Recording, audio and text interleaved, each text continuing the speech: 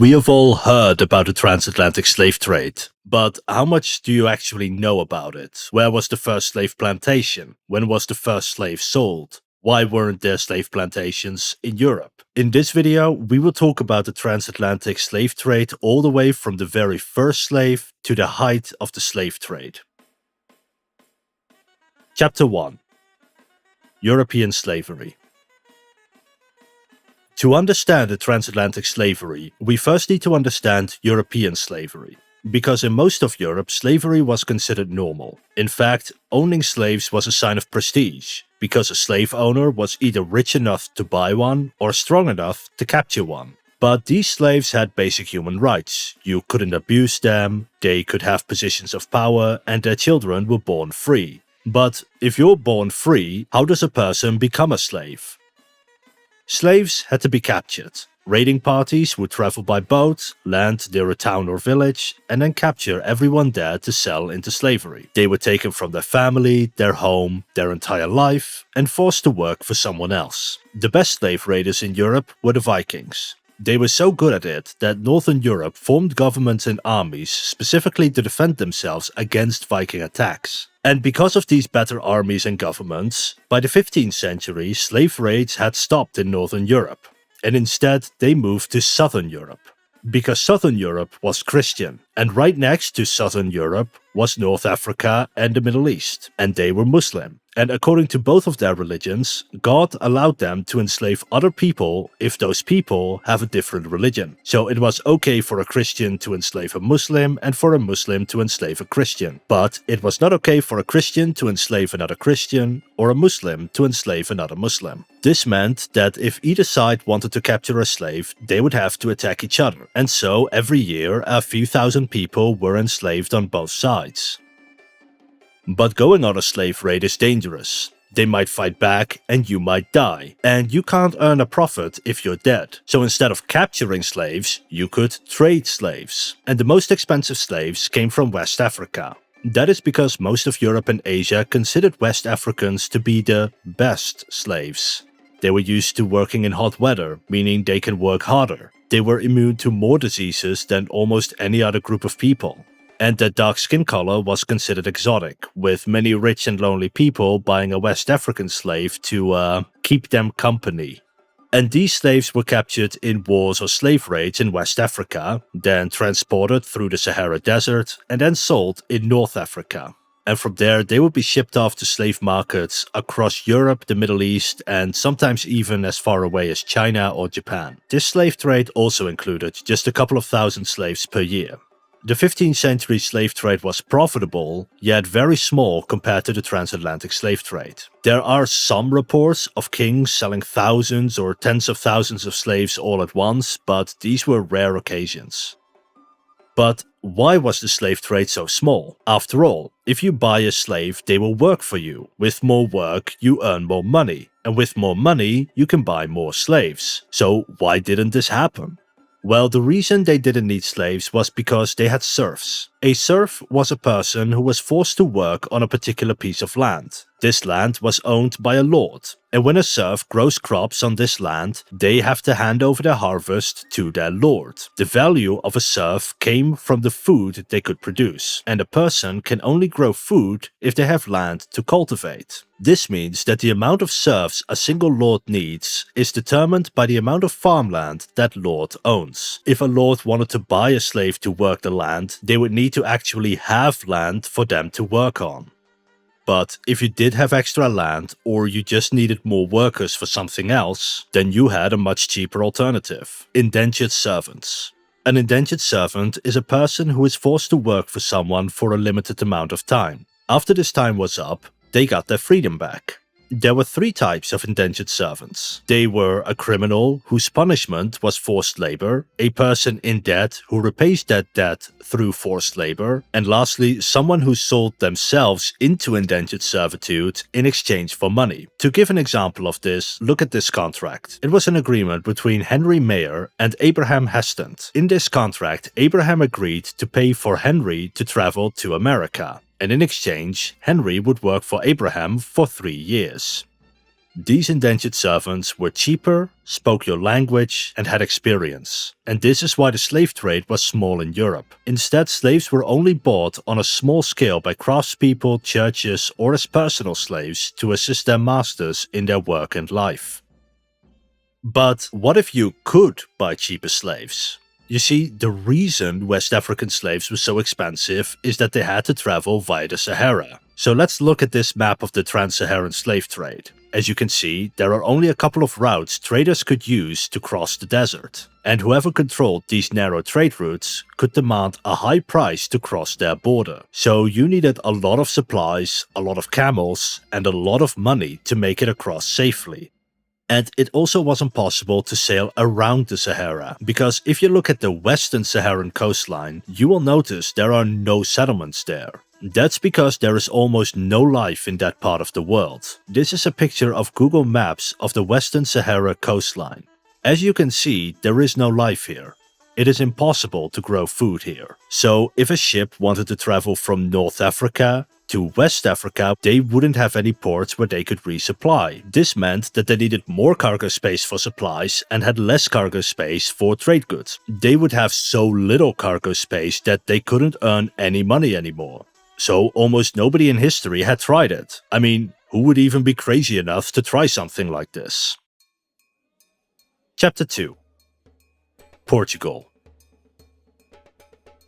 Portugal was the only country in the world that could do it. In the 15th century, England and Scotland were rivals who couldn't look outside their borders. England and France were at war for over 100 years, and Spain was at war with itself in a civil war. And every other country was either too far away or earned more profit in the Mediterranean. But Portugal was the first stable country close enough to West Africa to try sending a ship. That's because Portugal had their civil war in the 14th century, which killed off most of the nobility, and the government decided to focus on trade and building a middle class. This middle class loved trading so much that they researched making bigger and faster ships. Such as this ship you're seeing on screen right now. This is a caravel, and its triangular mast allows the ship to travel faster.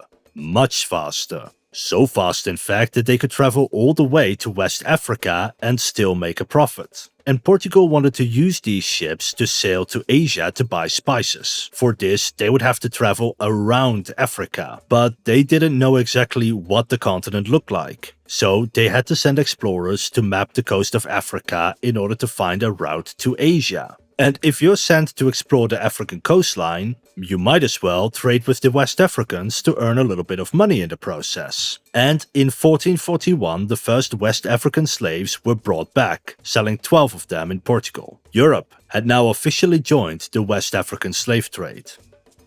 But paying for an enslaved African is a lot more expensive than enslaving Africans yourself. And 3 years later, in 1444, the first European slave raids in West Africa began. This was encouraged by the Roman Catholic Church. According to them, people with dark skin colors were cursed. According to the Bible, there was a flood that covered the earth. A guy called Noah built a boat for him, his family, and 2 of every land animal, thereby saving humanity. One day, Noah didn't have his clothes on. He had a son called Ham, yes really, who walked in on him. Noah got so angry that he cursed Ham and all of his descendants. And according to the church at the time, this curse caused dark skin tones, so it was okay to enslave black Africans. Just what? It's been a couple of weeks between me writing the script and me recording the audio just now, and out of all the crazy and ridiculous ideas we've talked about in previous History Scope videos, this is one of the craziest. Anyway, back to Avery talking about slavery. But while the West African slave raids were profitable, they were also very dangerous. There were 2 main reasons for this. The first is malaria. About half of all the humans who have ever existed died from malaria. But the parasite can't survive in colder climates, so when Europeans came to Africa, they had no immunity and died off quickly. The second reason is that African ships were really good at defending the river and coastlines. So a lot of the Portuguese slave raids failed when the West Africans came out to fight. And so they tried something else. The Portuguese sent diplomats to West Africa to make trade deals. Some Portuguese people settled and integrated into the local cultures and served as interpreters, and merchants were sent to slave markets. By 1458, Portugal signed treaties with various West African countries in which Portugal agreed to stop slave raiding, and West Africa agreed to open their slave markets to Portuguese traders. From now on, Portugal would stick to trading enslaved Africans instead of enslaving Africans themselves. Chapter 3: Colonization. In order to make travel to West Africa easier, the Portuguese created colonies. One of the first of these colonies was Madeira. It was a perfect place to resupply your ships when traveling between Europe and West Africa. But it was a terrible place to earn money, because Madeira was uninhabited before the Portuguese arrived. So if you were the person in charge, then you would have no workers. So Madeira decided to create a system of serfs like they had in Spain. But not a lot of people actually want to move to an island in the middle of the ocean. But then you get lucky. One of the farmers decides to plant sugarcane, and it turns out that Madeira is perfect for this. It was hot, it was wet, and it was fertile. The only other places in Europe to grow sugarcane were Cyprus, southern Spain, and southern Portugal. So they brought over Portuguese sugar planters to Madeira, and they needed more people to work on them. But because there weren't enough serfs, they bought indentured servants, and they would be forced to grow sugar.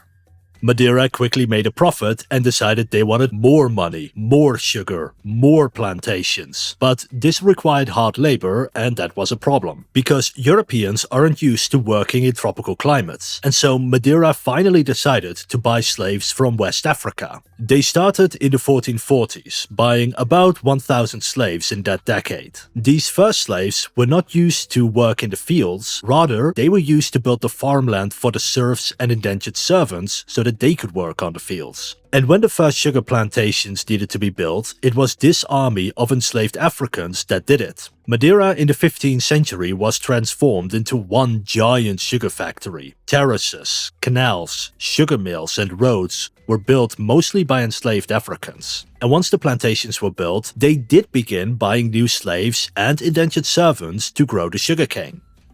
And in order to buy those slaves, Portuguese slave ships traveled regularly to West African slave markets. By the 1460s, several hundred enslaved Africans were bought and sold per year. And in the 15th century, when a particular trade was profitable, the government would create a monopoly for them. A monopoly was a license you could buy from the government, and it gave you the right to trade in one particular thing within that country, and nobody else was allowed to do business in that particular industry unless you gave them permission. So in the case of slavery, the monopoly would give one particular person, company or family the right to trade slaves within the Portuguese Empire, and at the same time make it illegal for everybody else to trade in the slaves. But it was possible to sell licenses. So if you hold a monopoly, you could still sell a license to another slave trader, which gave them the right to trade slaves in exchange for paying you money. The reason the governments did this was so people would be forced to pay taxes. So, for example, Portugal had a monopoly on all tuna fishing in southern Portugal. So if you wanted to fish tuna, you had to go to whoever held the monopoly and pay them a certain amount of money for the right to fish tuna. The government would then know that you are a tuna fisher and can check how much taxes you need to pay. But if you are fishing tuna without a license, they would be able to arrest you. This way, the government would earn money from selling a monopoly, they would receive taxes, and the monopoly owner earned money from selling the licenses. And the same happened for slavery. Portugal's king gave the first monopoly to his son, Henry the Navigator. He then sold licenses to other slave traders. After he died, the monopoly was sold to somebody else. The slave trade grew slowly by the end of the 15th century, and by now, Spain had ended their civil war and was looking for opportunities outside their border, one of which was the slave trade. But in order to enter the slave trade, they would have to build forts, make treaties, and set up colonies. They did not want to do that, and instead decided to make a treaty with Portugal. In it, Spain would buy West African slaves from Portugal, and in exchange, Portugal would renounce any claim to the Spanish throne, because the King of Spain and the King of Portugal at the time were family. And this was going to be very important to the slave trade, because Spain was about to start a colonial empire of their own. Chapter 4. From Tribes to Serfs. The first European who arrived in America was Eric the Red, when he stepped foot on Greenland in 982. The second expedition was led by Christopher Columbus and funded by the Spanish government. Columbus had transported sugar between Madeira and Europe, gaining experience with ocean navigation. He used this experience to sail across the Atlantic to find Asia. Instead, he landed in the Caribbean, but that was of very little value to the Europeans. No gold, no silver, and no spices. But Columbus was hoping that he could still earn some money from this trip. You see, if he proved successful enough, he might be granted a governorship of this new land, or perhaps receive a monopoly on trade via the Atlantic Ocean. So he had to come back with something. And without any other valuable trade item, he decided to enslave 24 Native Americans and sell them in Spain. Upon returning home, he claimed he could enslave 4,000 Native Americans per year. And if they are going to enslave Native Americans, then they need a base to operate from. And so the Americas were first colonized. For the next few decades, slaves would be captured in the Americas and shipped off to Spain or one of the colonies.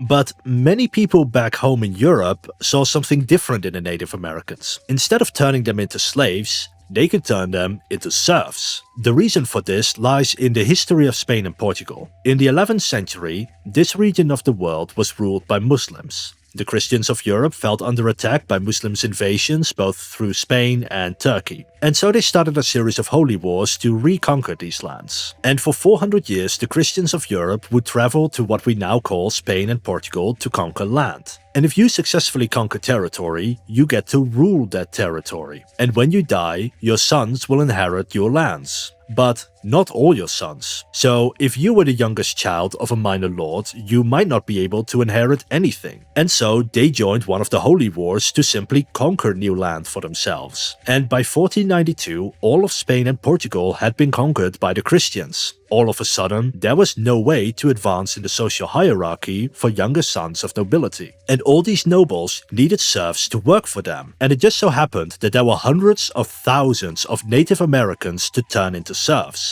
And so the Spanish began to slowly conquer the Americas for centuries and force the Native Americans to work for Spanish nobility. But this plan soon ran into a problem. The Native Americans died from European diseases, and a dead person is an unproductive person. Within just 20 years, most of the Native Americans in Cuba were dead. For example, the original inhabitants of Cuba went from 350,000 people in 1492 when the Spanish arrived to just 35,000 20 years later. Or look at Puerto Rico, who went from 30,000 people in 1509 to just 1,148 people in 1529. Or look at this drawing of a Taino chief. This tribe used to have 500,000 people, but today there are 0 left. And looking at DNA of modern humans revealed that just a few thousand people are descended from them. These early deaths were an accident. The Spanish simply didn't know they were causing the problem. But as soon as they did discover what was happening, they decided to essentially enslave the entire native populations. The way they saw it was that they were going to die anyway. Therefore, the Spanish might as well force them to work as hard as possible to still get the most money out of them while they're still alive. The Native Americans worked in the mines, the farms, and sugar plantations, and some were even sold off to Spain.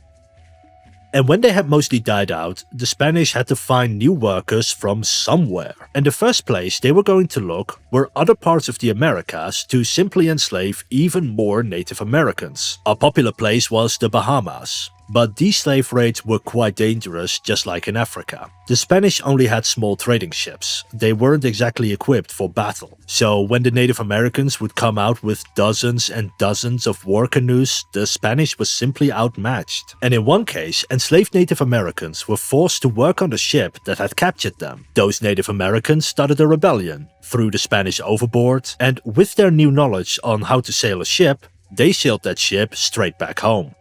The Spanish also tried conquering more territories to find new Native American serfs, such as with the invasion of the Aztec Empire. But here too, they just kept dying. The Queen of Spain did try to stop the enslavement of Native Americans within her colony, because according to her, Native Americans were now her subjects. If you enslave her subjects, then you are essentially stealing from the Queen herself, and stealing from the Queen was highly illegal. But the colonies were so far away that nobody in the Americas listened to her, and it wasn't until the late 16th century that Spain finally stopped trading in Native American slaves. Chapter 5. From Serfs to Indentured Servants. By 1510, the Spanish government was incredibly disappointed with their colonies. They were promised a land full of potential slaves, potential serfs, and potential gold. Instead, the slaves died, the serfs died, and their income died. So the Spanish had to find new workers. They tried getting more serfs from Spain to move to the colonies, but there were never enough serfs willing to leave everything behind to travel to the other side of the world. The trip was dangerous, it was expensive, and you would likely never be able to go back to your friends and family. And once you're in the Americas, you get to live in a sunny place on a farm working for your lord, while if you stay in Spain, you get to live in a sunny place on a farm working for your lord. And so the colonies brought indentured servants to the colonies to work on the plantations. But the colonies always needed more people, more workers, more indentured servants. They needed so many that the price of an indentured servant went up. They became so valuable that criminal organizations were created to force people into indentured servitude. They had two main methods of doing this. The first was to lure children with candy. They would promise them more candy if they signed a piece of paper. But instead of getting candy, they just signed a contract agreeing to becoming an indentured servant and were put on a ship to the Americas. The second strategy was to get an adult drunk, get them to sign the contract while drunk, and by the time they sobered up, they were already an indentured servant aboard a ship. At the same time, the government looked at all of this and saw opportunity. What if instead of the criminals making indentured servants, it was the government making indentured servants? The punishment for many existing crimes became indentured servitude. For example, hindering a custom office, poaching a rabbit on someone else's estate, being on the losing side of a revolution, resisting the occupation of your homeland, or just having the wrong religion were all reasons to be sold off into indentured servitude as punishment for your crimes. And most of those indentured servants were shipped off to the American colonies. There they would follow the model of Madeira. By now the Caribbean were mostly uninhabited, similar to Madeira. So they got serfs to set up small farms for food. Then the Spanish handed out loans for anyone looking to build a plantation. With this money, they bought indentured servants to grow sugarcane. They then shipped it off to Flanders, located in modern-day Belgium, and it used to be part of the Spanish Empire. In Flanders, they turned the sugar cane into regular refined sugar and then sold that sugar all across Europe. With these profits, the plantation owners bought more indentured servants, sold even more sugarcane, and earned more money to eventually buy even more indentured servants.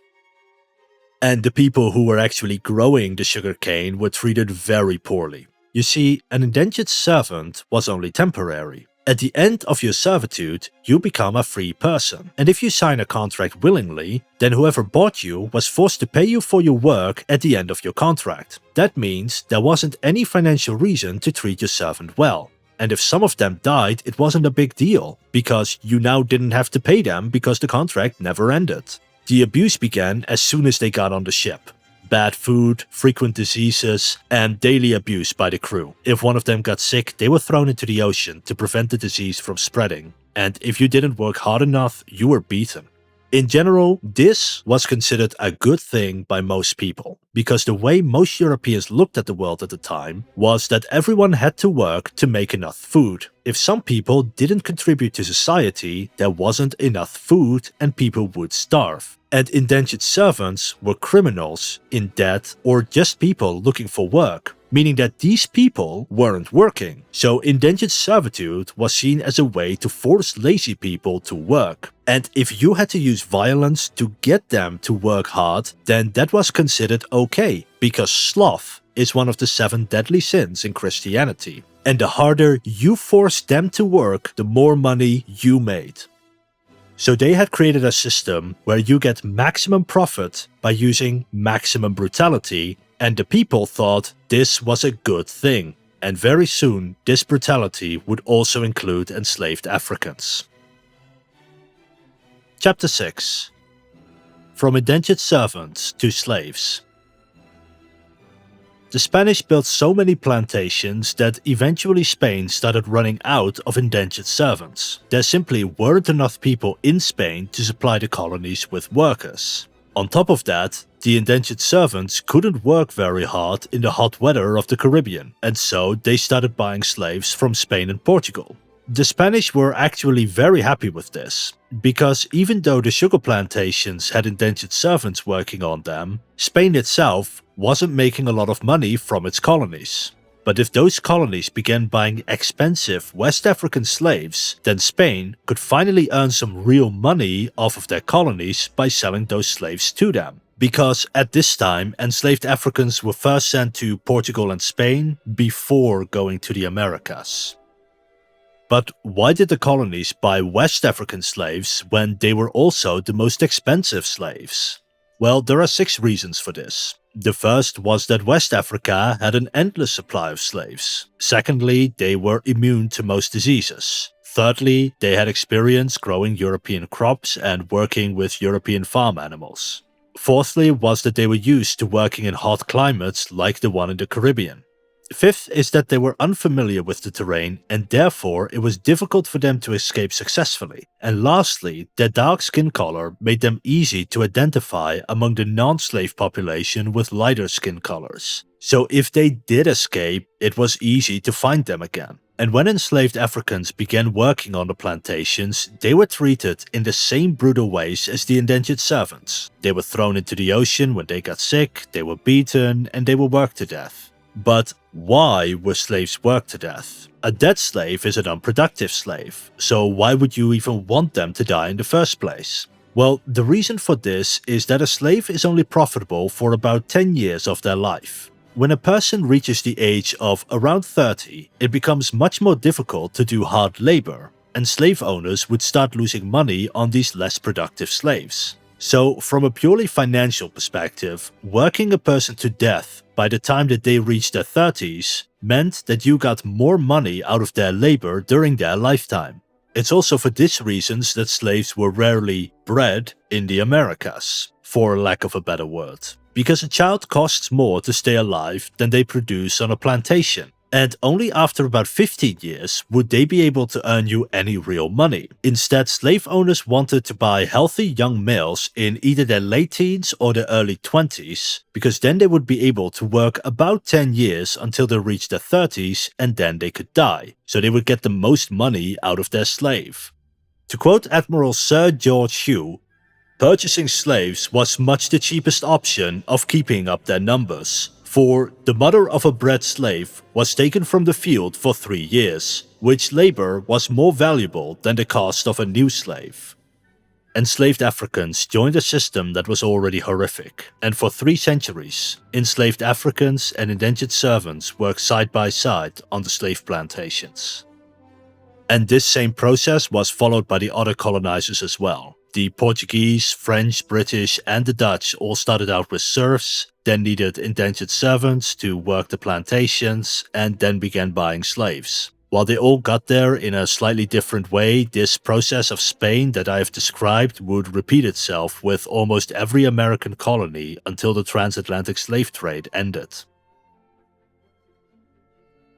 There was always some resistance to the harsh treatment of enslaved Africans, but it was very limited. For example, Spain and Portugal passed laws limiting the amount of slaves you could carry on a ship, how much food a slave should receive, and a rest day on Sundays. But these rules were easily circumvented. Instead of carrying slaves, you would just carry more crew members who you then sold off in the colonies. And if someone checked if your slaves were treated well, you could just bribe those inspectors. And anyone who actually obeyed the law was easily outcompeted by another slave plantation owner who did not obey the law.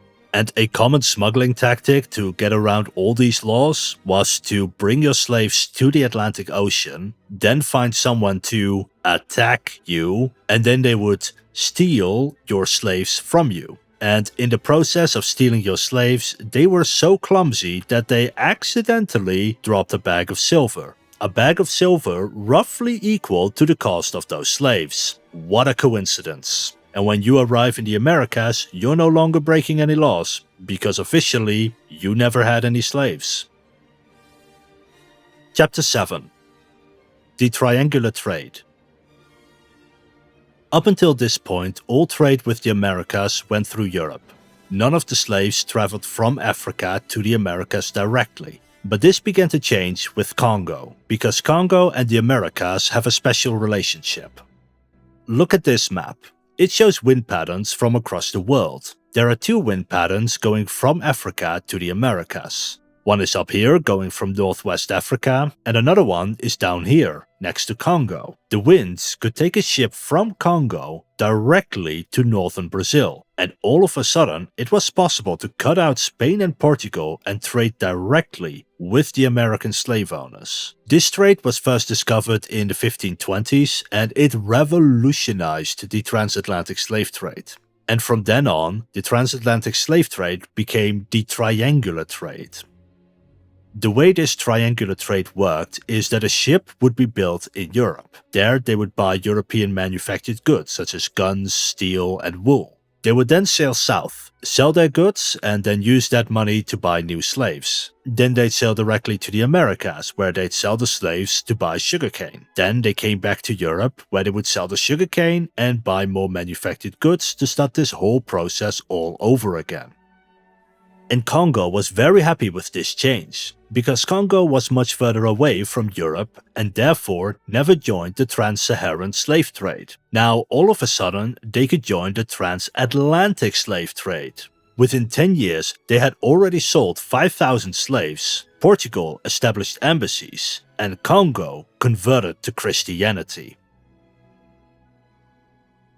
Because as explained earlier, it was okay for Christians to enslave people of other faith, which meant that as the only Christian country in the region, they could enslave everybody around them. The way they saw it was that the other Africans were foreigners, and they could earn a lot of money selling one foreigner to another foreigner. And so Congo slowly became a military state constantly at war with everybody around them in order to get more slaves to sell to the Portuguese. And as the American colonies grew, so did their demand for slaves. And as the demand for slaves increased, so did the amount of wars Congo fought. All the way up to the 19th century, Congo would become a battle zone in order to earn money selling slaves to work on the sugar plantations.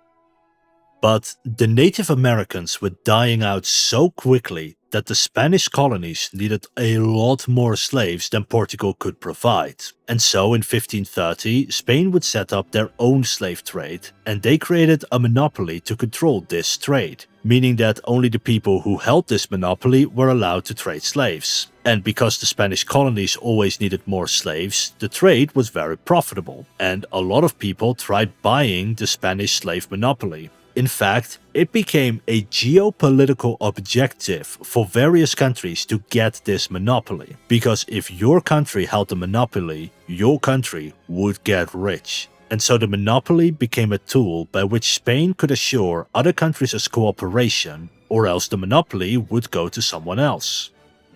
In the meantime, Portugal created their own slave plantations. But they were earning a lot of money off the slave trade and selling those slaves to the Spanish. And so the Portuguese decided to stick with the Native American slaves in their own colonies. However, in the 1560s, two epidemics killed off most of the Native Americans in Brazil, and in the 1570s, Portugal also switched to enslaved Africans. By the year 1600, Portugal and Spain both had colonies full of slave plantations producing sugar. Between 1576 and 1591, Portugal bought nearly 50,000 slaves. That's over 3,000 slaves per year. And then a monumental event happened. The Portuguese Empire and the Spanish Empire were merged into one giant empire. Because in the year 1580, the King of Portugal died, and the King of Spain was his cousin. So, the King of Spain also became the King of Portugal, thus merging the two countries into one. And so at this point, Spain controlled the entire transatlantic slave trade. They controlled the supply of slaves and they controlled the sugar plantations.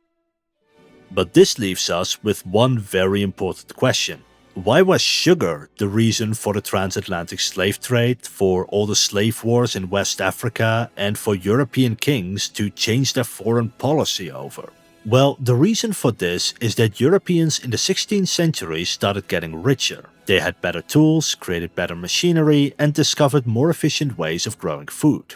All this means is that they had a bit more money. And according to UN statistics, when poor people stop being poor, one of the first things they will buy is sugar. The reason for this is that a poor person is never getting enough calories per day because they don't have enough money. Sugar has a lot of calories, so adding sugar to your food means you have more energy in life. And this is why Spain never had enough slaves. Europeans were getting richer, meaning they wanted to buy more sugar, meaning Spain had to build more plantations, meaning they always had to buy more slaves.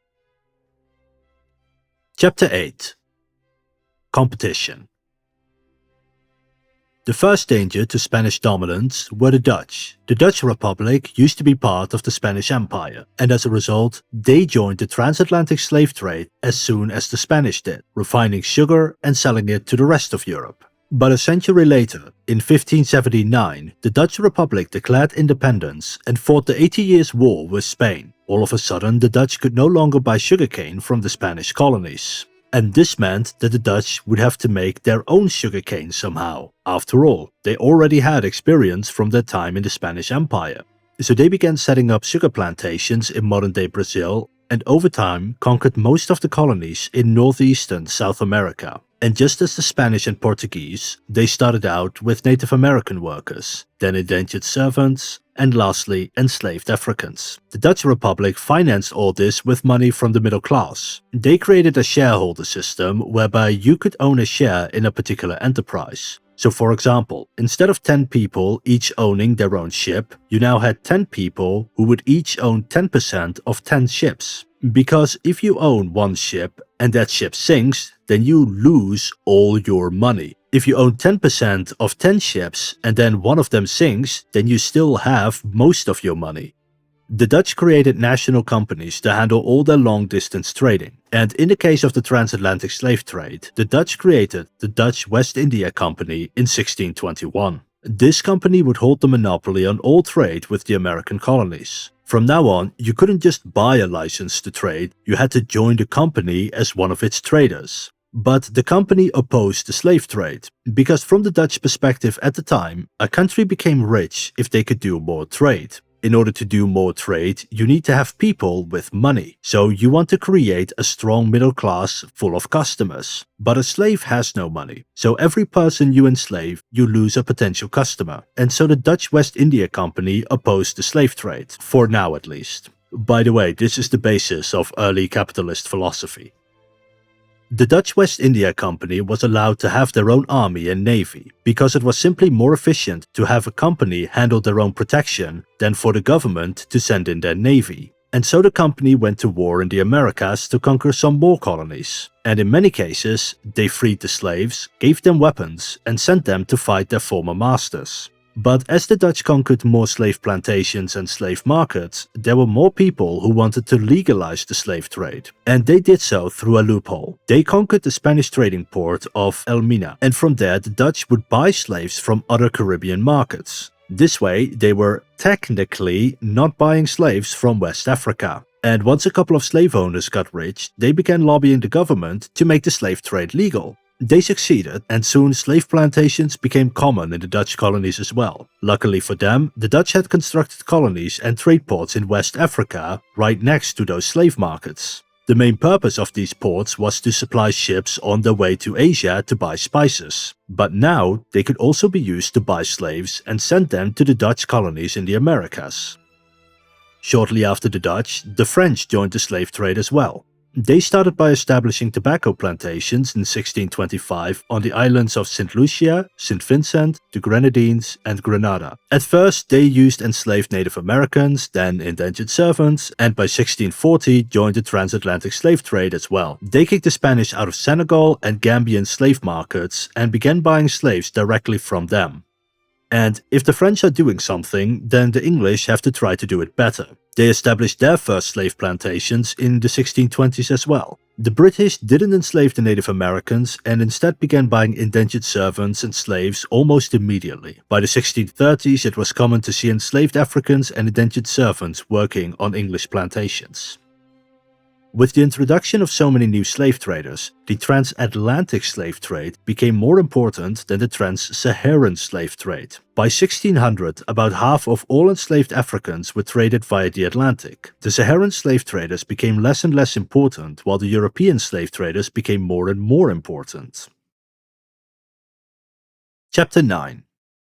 Spain loses control. In 1579, Spain completely controlled the transatlantic slave trade. 50 years later, it was competing against the Dutch, English, and French colonial ambitions. Spain would have to fight bloody wars, such as the 30 Years' War, to maintain control over American trade. But the most damaging were the Portuguese, because if you've ever looked at a map of Spain today, you will notice Portugal is independent. They became independent because the whole time they were part of the Spanish Empire, they controlled the slave trade. The Spanish elites wanted to control this trade for themselves, and so Portuguese traders were arrested on false charges, their supporters intimidated, and the people in charge were humiliated. For example, in 1649, a Portuguese slave trader was forced to undress to his underwear, and then they shaved his head. The same was done to his wife, brother, and friends. They were then paraded through the streets in front of 30,000 people. Among them were their former slaves. The Portuguese slave traders wanted to keep being rich and supported the Portuguese rebellion. And so in 1640, Portugal rebelled and in 1668 officially became an independent country once again. And the Portuguese colonies were handed over to the Portuguese Empire. And while these two empires were at war with each other, they destroyed each other's ships. They destroyed so many ships that the two sides couldn't trade slaves safely anymore. The governor of Lima wrote in 1646, "The shortage of blacks threatens the total ruin of the entire kingdom, for the black slave is the basis of the hacienda and the source of all wealth which this realm produces. Without African labor, all economic activity would collapse. Market gardens, cornfields, vineyards, sugar mills, mines, the vineyards of the Valley of Pisco and Ica employed 30,000 slaves." And because Spain could no longer buy slaves from Portugal, and Portugal could no longer sail safely to the Americas, they both turned towards the Dutch. Portugal allowed some Dutch traders to take over a Portuguese colony, so that if Spain ever attacked, they would be risking war with the Dutch Republic as well. While Spain declared peace with the Dutch in 1648 and asked them to sell slaves to the Spanish colonies. But even though they sometimes helped each other, they only did this when there was no other choice. All of the 5 main colonizers, the Spanish, Portuguese, French, English and Dutch, all wanted to dominate the transatlantic slave trade, in the same way that Spain did at the end of the 16th century. In their efforts to dominate, the Europeans would go to war over who could control the slave trade and slave plantations. Portugal conquered Brazil back in 1654, which is why Brazilians today speak Portuguese instead of Dutch. In 1664, England conquered the Dutch North American colonies, while the Dutch conquered Suriname in 1667, turning it into a sugar factory with about 22,000 slaves by 1700. And various ports, forts and islands were conquered back and forth between the various European empires. While in West Africa, the slave traders were worried about all these European wars. After all, we Europeans might pride ourselves on our diversity, but one thing we all share in common is that we just can't stop being at war with each other, it seems. And if Europeans fight more wars, they can buy fewer slaves, and when they buy fewer slaves, the West Africans have less money. And so African states started siding with a particular European power and joined them in various wars to kick out the rivals. And sometimes the Europeans even went to war against the West Africans themselves. For example, in 1665, Portugal went to war with Congo to force them to sell an unlimited amount of slaves to Portuguese slave traders. And because of the war between Spain and Portugal, there were more slaves going to the other colonies instead, whose trade routes were a lot safer. The Dutch, French and English suddenly began buying a lot more slaves. Between 1625 and 1650, the colonies bought 200,000 slaves. 100,000 went to the Spanish, 50,000 to the Portuguese, and 50,000 for the other colonizers. Chapter 10. The rise and fall of national companies.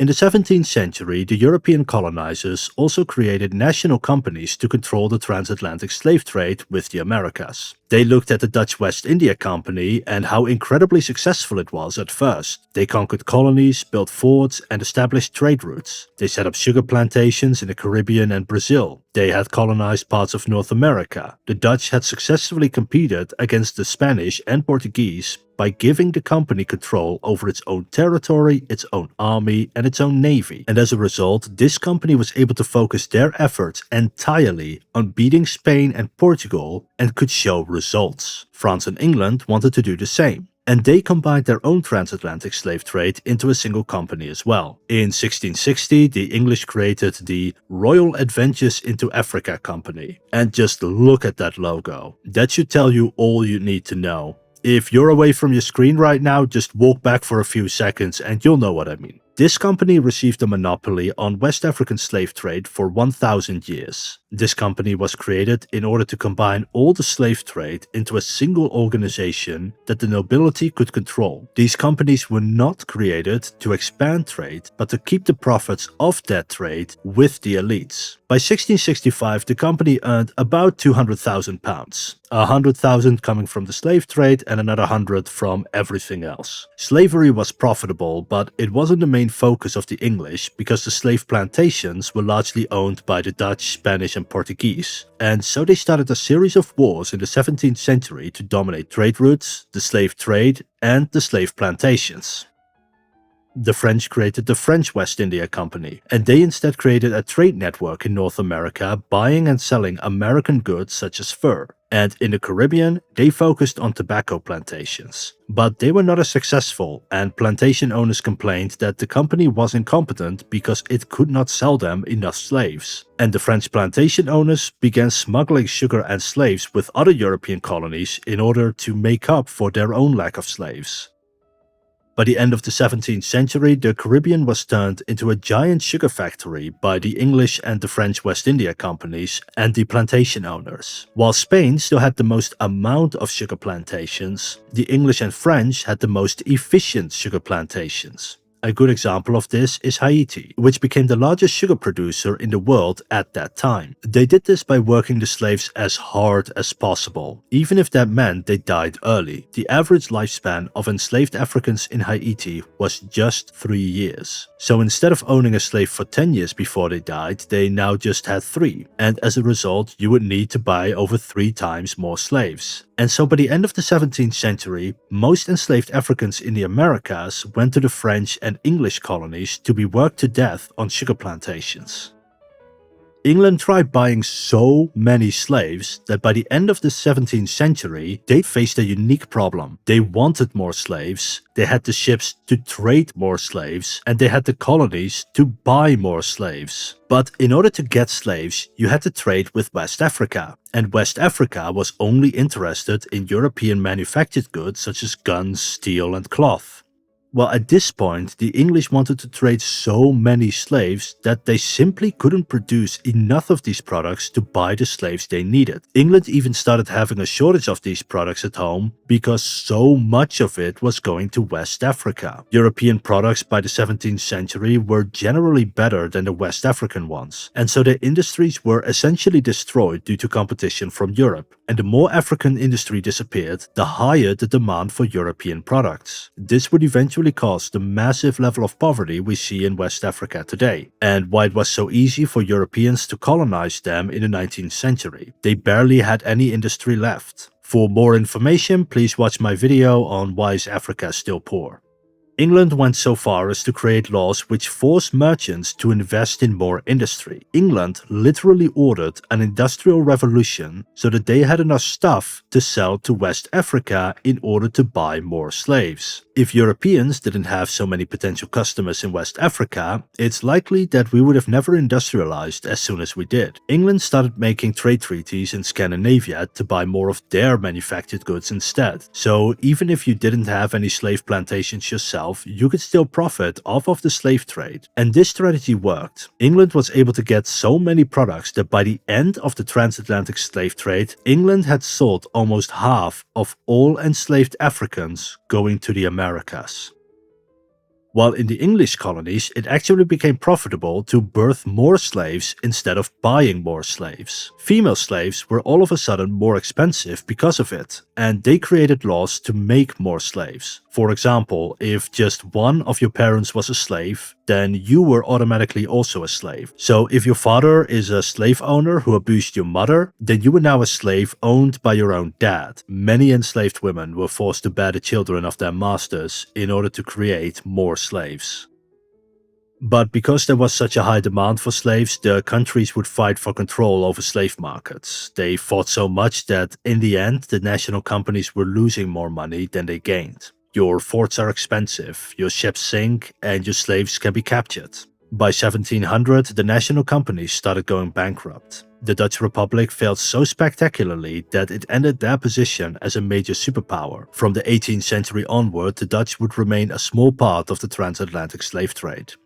The Spanish did not have a national company but still faced the same competition. Their inability to provide enough slaves caused them to hand over their monopoly to France, and as a thank you, the French joined the Spanish Civil War to keep their monopoly in 1702, starting a trend of foreign powers taking part in Spanish civil wars in order to gain more power, from Napoleon to World War II Germany.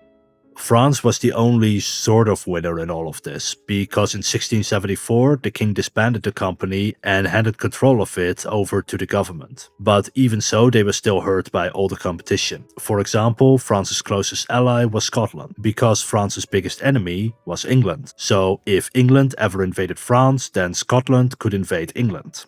But in 1707, Scotland went bankrupt. France was too caught up in the civil war in Spain to help the Scottish, and Scotland joined England to form Great Britain. Without opposition on their own island, Great Britain was able to spend the next 350 years actively involving themselves into European affairs, a trend that only ended in 2020 when the UK left the European Union. But by far the biggest train wreck were the British themselves. They eventually created the South Sea Company to trade with the Americas, but the company could only send a couple of ships per year, meaning it couldn't earn a lot of money. So in order to still make a profit off of the company, they hyped up the potential of the South Sea Company. As a result, people from all over Great Britain began to invest in it, and the price of shares went up for years and years. But they didn't actually make a profit. The only way to earn money was to buy a share, hype up the value of the company, and sell your share when the value has increased. This kept going until eventually there wasn't enough money in the British economy to buy all the shares of the company. Then the price of company shares dropped and everyone lost their money, causing a massive economic crisis. And so by the early 18th century, the companies had all gone bankrupt, and it was now up to national governments to run the slave trade, the colonies, and the warships. And this is how the transatlantic slave trade was created. But this is a bit of an abrupt end. That's because I will make 2 more videos on the topic, so we've covered everything. I will then put all 3 videos into one giant video like I did with the Aztec videos. This was Avery from History Scope. Thank you for watching.